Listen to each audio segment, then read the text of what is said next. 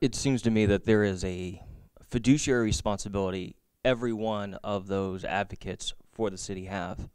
What is our legal? Because in what they're doing is a breach of their fiduciary responsibility. It is negotiated in bad faith for the citizens of Omaha. Why do we not, as citizens of Omaha,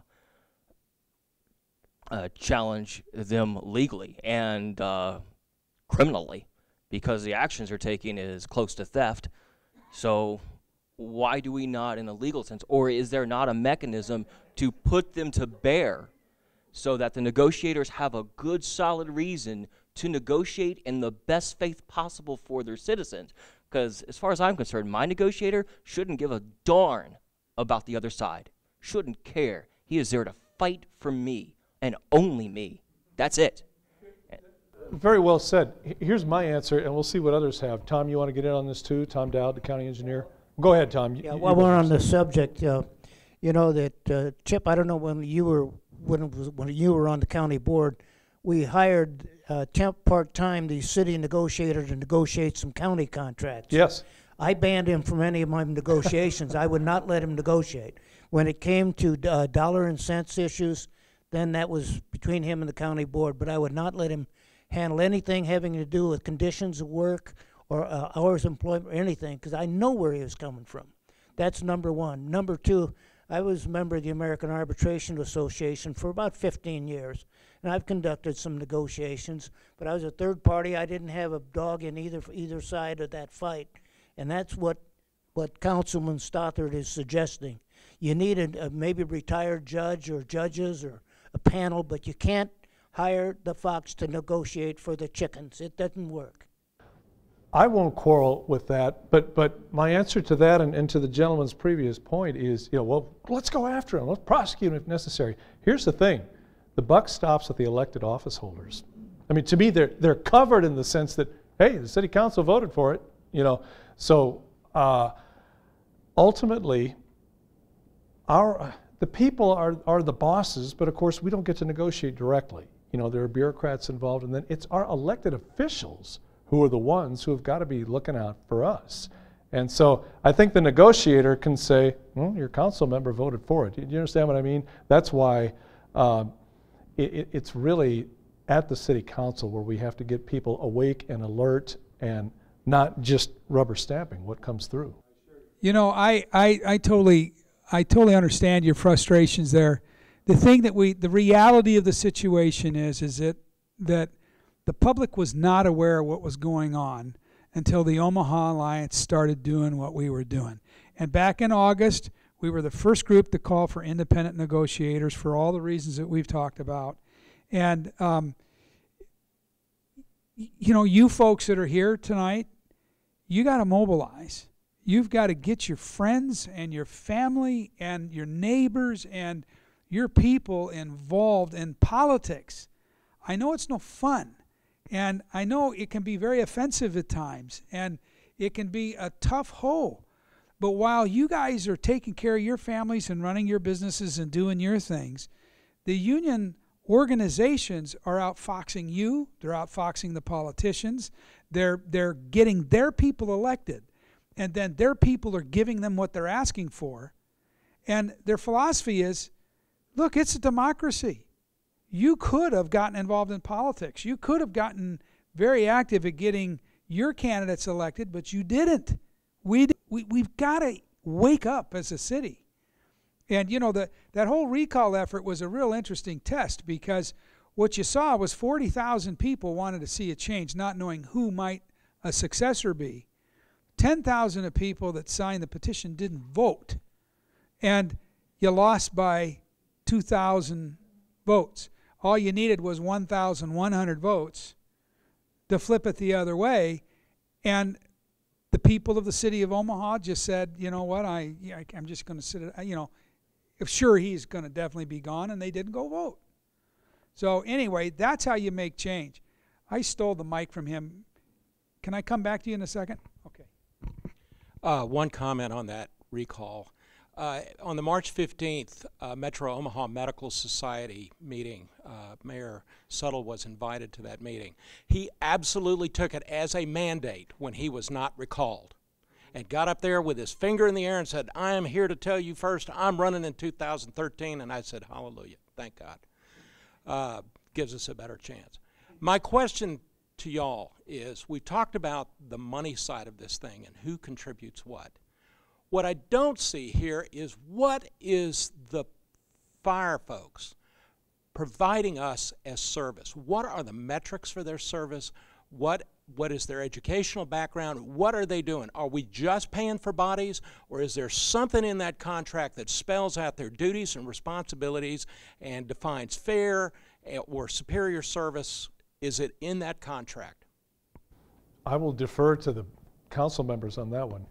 I can comment that there's a lot of language in there about duties and staff. And one of the memorandums of understanding that become part of the contract is the mandate by the chief and the mayor that they have to follow National Fire Safety Standard 1710, which mandates 4 on a truck. And the thing about that, if you look at 4 on a truck and you figure 3 shifts, you need 540 firefighters. And then if you take 43 in the Bureau, that puts you at 583. We're at 633.34. And you can go back over the payroll sheets, they call them OFD 68s, and you can see where they're on. If you took the day of the month when they had the most people off work not working, it was like 40. And so that showed me, that data right there showed me that there was significant overstaffing. And if you go on the Omaha Alliance website, you'll see a $6 million solution that we came up to reduce the size to 598 and add back the civilian employees that they fired. That was one of the genius management maneuvers of the mayor and the fire chief, was to save money. They threw out all the staff that had been, some of them had been there 30 years, and they had the institutional knowledge at running the different divisions of the department, and they replaced them with uniformed firefighters. You know, so you went from paying $50,000 a year to $100,000 a year with benefits for someone that wasn't as trained as the civilians they just fired. So we even added all those people back, and it still saved over $6 million. I just want to throw it to our council members. Do you feel that there is enough accountability in the contract for results? For results, well, you know. Excuse me, isn't that what you're asking? Is there some kind of accountability for what are we getting from them year in and year out? And then we've got a gentleman over here. Oh, and Andrew back there, he wants to get in too. Well, you know, I mean, to me, that is the job of the manager of the fire department, the fire chief. And, you know, he has they talked about those NFPA standards. Those are recommendations. They're not mandatory.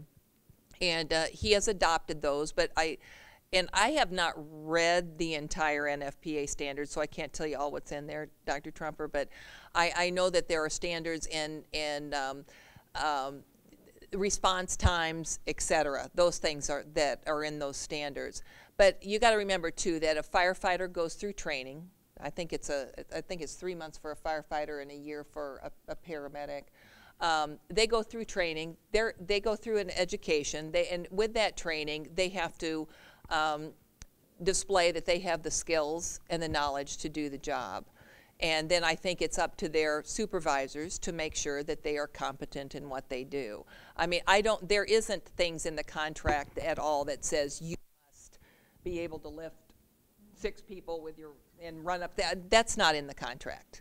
I think more than anything, their performance is measured by their response times, and the city keeps, as well as the chief, on what their response times are. You know, recently when they opened the new Elkhorn station, they moved equipment and apparatus around. They opened that new fire station without hiring any more firefighters, but at the same time as they moved it around, they really watched the response times. They worked with 911, because the last thing you want to do is to increase response times or put the public in any kind of danger at all. And so there are standards for what a firefighter does, what a paramedic does. They're not in the contract. It's not spelled out in the contract. We had a few, oh, I'm sorry, Councilman Thompson, go ahead. Then we have a few people in the back who want to get in. Yes, I wanted to respond to this gentleman's initial statement. One of the things that I will be sending down with our legislative package this fall would be that the negotiator has to be independent. Now, that could fail at the council level, or it could pass at the council level as a recommendation and then pass or fail down in Lincoln. There might be enough momentum to where someone in Lincoln would pick that up. I have a couple of people in mind who would sponsor it. If that fails, then we can fall back to the charter convention that'll be coming up. So I'd like to codify what you're asking for. You're asking for codification to where you have to do it this way and you can't get around. You can't get around it. So that's one of the moves that I'll go ahead and sponsor.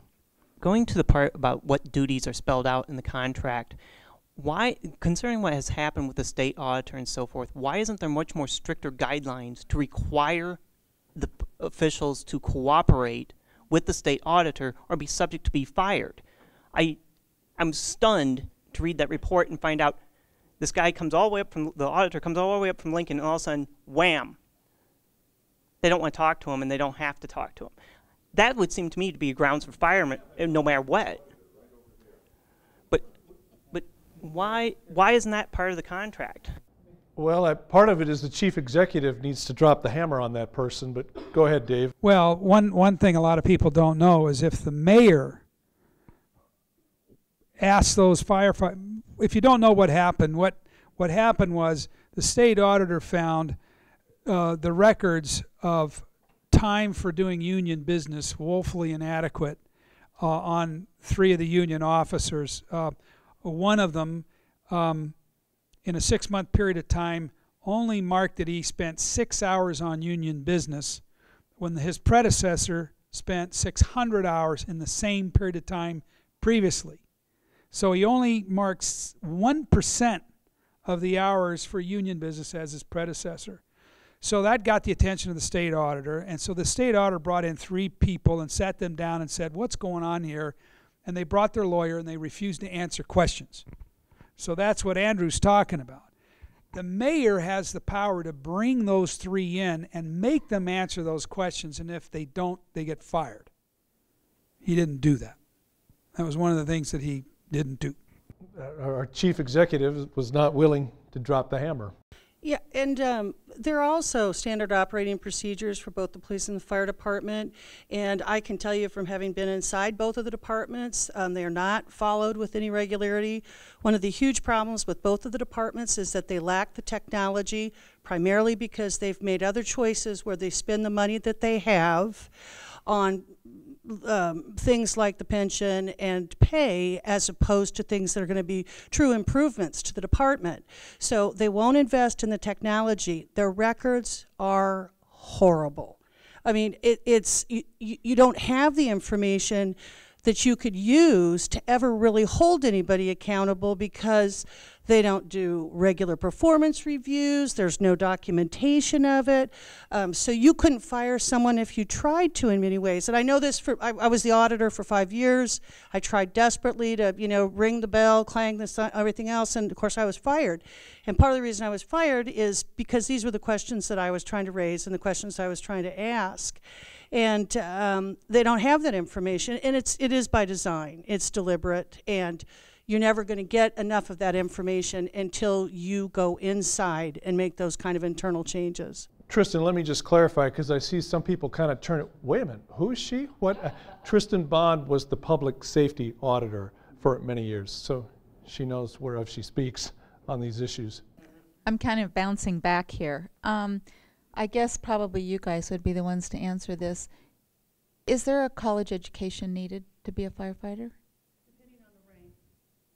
So to just entry-level firefighter, you do not have to have a college education? And yeah. So you don't advance to that capacity if you don't have.